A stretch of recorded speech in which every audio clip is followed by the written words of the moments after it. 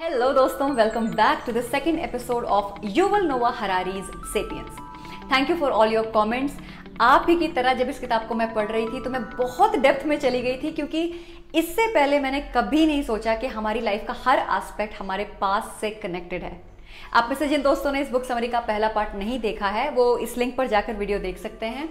आज भी बहुत कुछ है डिस्कस करने के लिए, तो चलिए बिना देर किए शुरू करते हैं आज का एपिसोड। दोस्तों, मैं हूं Nidhi. Welcome back to this channel जहां हम डिस्कस करते हैं books and business twice a week. अगर आप इस चैनल पर पहली बार आए हैं then do check out our home page, subscribe to the channel and become a part of our community.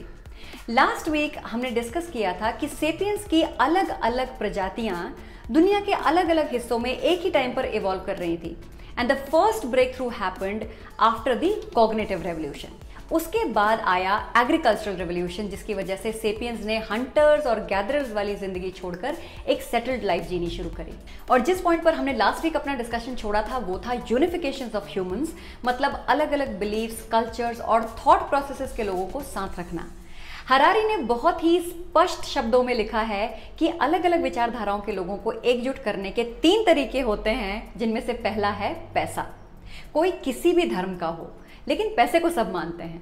आपने स्कूल में पढ़ा होगा कि शुरू में पैसा नहीं था तो लोग बार्टर सिस्टम फॉलो करते थे, जैसे कि मेरे पास चावल है, आपके पास बर्तन है, तो हम दोनों आपस में बार्टर कर सकते हैं, चीज़ों को ज़रूरत के हिसाब से एक्सचेंज कर सकते हैं। लेकिन जब सोसाइटी बढ़ी और गुड्स की वैरायटी भी काफ़ी ज़्यादा हो गई तो बार्टर सिस्टम बहुत कॉम्प्लिकेटेड हो गया। तो इस परेशानी को दूर करने के लिए पैसों को इंट्रोड्यूस किया गया।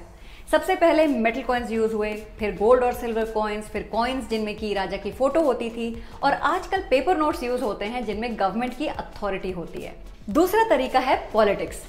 रूलर्स और एम्पायर्स ने अलग अलग कल्चर्स के लोगों पर राज किया और उनको अपना एक कॉमन कल्चर फॉलो करने के लिए फोर्स किया। In the process what happened कि उन रूलर्स ने छोटे छोटे कल्चर्स को खत्म करके अपना एक बड़ा कल्चर डेवलप कर लिया, और कुछ ही जनरेशंस के बाद लोगों को याद ही नहीं रहा कि उनका ओरिजिनल कल्चर क्या था। Even after the rulers died, आगे की जनरेशंस ने उसी फोर्स्ड कल्चर को प्रमोट किया और लोग उसे फॉलो करते रहे। For example Egypt, Iran, Syria, इन सब का अपना एक लोकल कल्चर था। लेकिन 17th सेंचुरी में जब अरब मुस्लिम रूल आया तो वहाँ की सारी पॉपुलेशन अरब मुस्लिम कल्चर को फॉलो करने लगी। Even after that empire got over, the culture remained. और बाहर क्यों जाना, इंडिया का ही एग्जाम्पल ले लो। हम सालों साल ब्रिटिश रूल के अंडर थे, लेकिन अब तो ब्रिटिशर्स को गए कितने साल हो चुके हैं, फिर भी हम उन्हीं के दिए सिस्टम्स और उन्हीं के दिए कल्चर्स को आज तक फॉलो कर रहे हैं। और तीसरा तरीका है रिलीजन। लास्ट वीक हमने इमेजिन रियलिटी की बात की थी that got created after the agricultural revolution. बीमारियों से लड़ने के लिए इमेजिनरी गॉड्स बनाए गए, और इंटरेस्टिंगली उस समय के सारे गॉड्स लोकल थे और नेचर से जुड़े हुए थे, जैसे कि सन गॉड, मून गॉड। फिर जैसे जैसे सोसाइटीज बढ़ी, गॉड की संख्या भी बढ़ी और सोसाइटी में पॉलिथिज्म यानी बिलीफ इन मेनी गॉड्स आ गया। मोनोथिज्म, जिसका मतलब है बिलीफ इन वन गॉड, वो पॉलिथिज्म से ही निकला है। जैसे कि इस्लाम और क्रिश्चियनिटी दोनों एक सुप्रीम पावर में बिलीव करते हैं, दोनों अपने रिलीजन को प्रोपोगेट करने में विश्वास रखते हैं।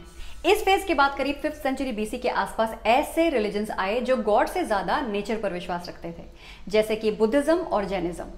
इन मॉडर्न ग्लोबल वर्ल्ड नए रिलीजन्स तो नहीं आए, पर नई आइडियोलॉजीज डेफिनेटली आ गई, जैसे कि कम्युनिज्म, कैपिटलिज्म, नेशनलिज्म, जो लोगों को एक दूसरे से जोड़ती हैं।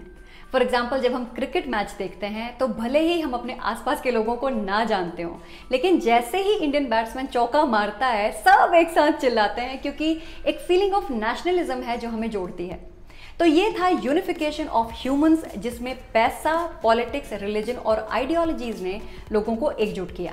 इस दौर के बीच आया साइंटिफिक रेवोल्यूशन, जिसका फोकस था राइज ऑफ यूरोप। बहुत लंबे समय तक सेपियंस जिस भी रीजन में रह रहे थे वहां से खुश थे, वो सेटल थे। लेकिन 17th सेंचुरी में एक बदलाव और आया, जिसमें यूरोप साइंटिफिक रेवोल्यूशन का केंद्र बन गया। लेकिन यूरोपियंस ही क्यों? क्योंकि सबसे पहले ये बात यूरोपियंस ने एक्सेप्ट की थी कि ह्यूमन बींग्स को सब कुछ पता नहीं है और उन्हें और खोज करने की ज़रूरत है, रिसर्च करने की ज़रूरत है।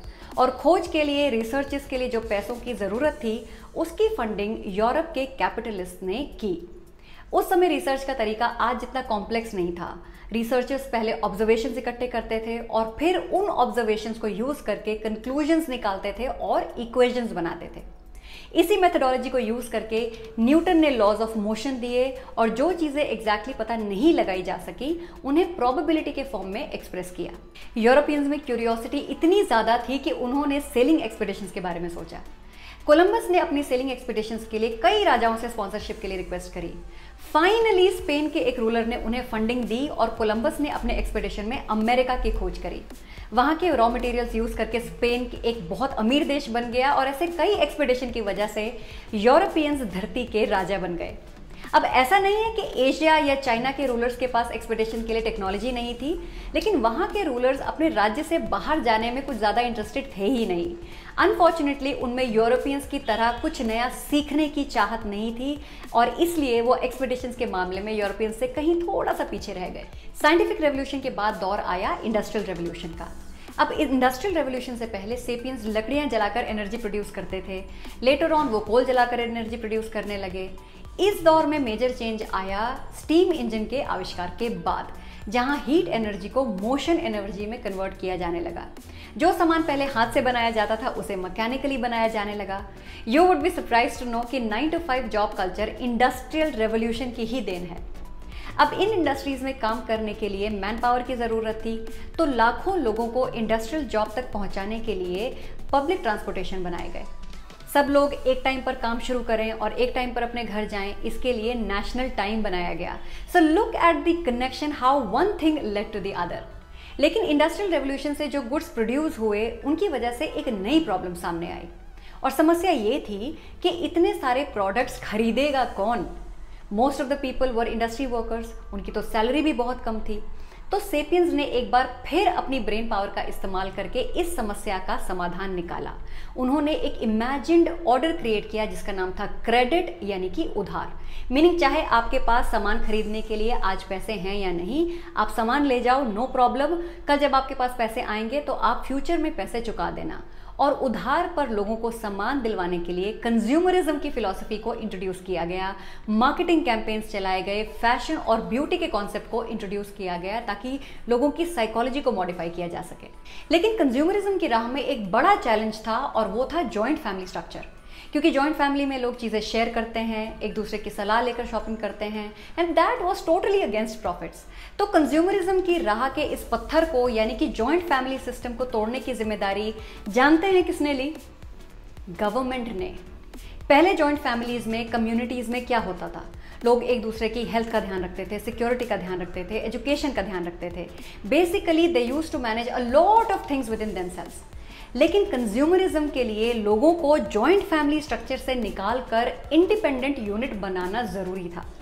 इसलिए सरकार ने एजुकेशन के लिए पब्लिक स्कूल्स बनाए, हेल्थ के लिए हॉस्पिटल बनाए, प्रोटेक्शन के लिए पुलिस बनाई।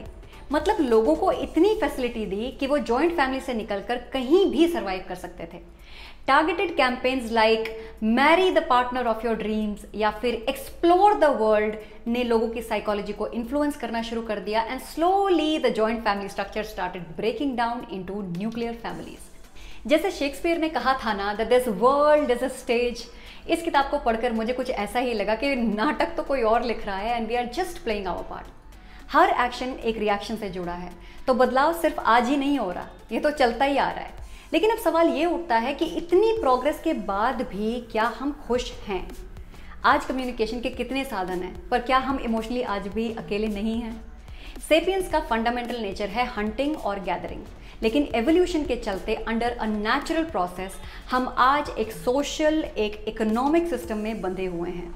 फॉर्चुनेटली अभी तक जो हुआ वो एक नेचुरल प्रोसेस के अंडर हुआ, पर आगे आने वाले समय में टेक्नोलॉजीज जैसे कि जेनेटिक इंजीनियरिंग हो गई, nano technology, DNA modification, bionic organs हमारे एवोल्यूशन को कंप्लीटली रिडिफाइन कर सकते हैं, ह्यूमंस को सुपर ह्यूमंस बना सकते हैं। But the question still remains the same, will that make us happy? अब आप समझे कि इस बुक ने नॉन फिक्शन रीडिंग को रेवोल्यूशनाइज क्यों किया है। बहुत ही कंपेलिंग किताब है जो हर पन्ने के साथ आपको ये सोचने पर मजबूर करेगी कि आपका पास्ट क्या था, प्रेजेंट क्या है और फ्यूचर क्या होने वाला है। इस किताब से मुझे एक बात समझ आई है कि चाहे मैं आने वाले चेंज को कंट्रोल ना भी कर सकूं, लेकिन मेरी खुशी, मेरा मेंटल पीस किसी मटेरियलिस्टिक गेन का गुलाम नहीं है। आई एम श्योर आपके मन में भी बहुत सारे थॉट्स आ रहे होंगे, बहुत सारे सवाल आ रहे होंगे। So don't forget to share them with me in the comment section below. तो दोस्तों आज के लिए बस इतना ही।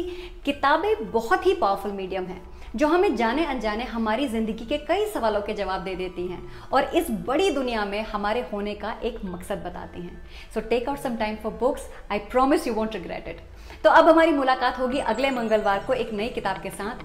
तब तक किताबों से दोस्ती कीजिए, इस चैनल को सब्सक्राइब कीजिए और सपने देखना बिल्कुल मत छोड़िए।